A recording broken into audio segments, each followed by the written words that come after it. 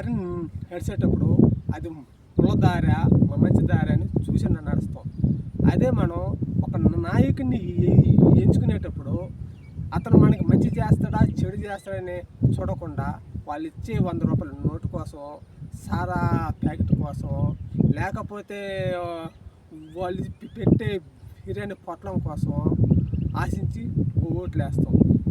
మనకి రూపాయి ఇచ్చిన వాడు ఎప్పుడైనా అతని జేబులో 1000 రూపాయలు పెట్టుకోవడానికి ప్రయత్నిస్తాడే కానీ మనకి మేలు చేసేదానికి ఎవడూ ప్రయత్నించడు.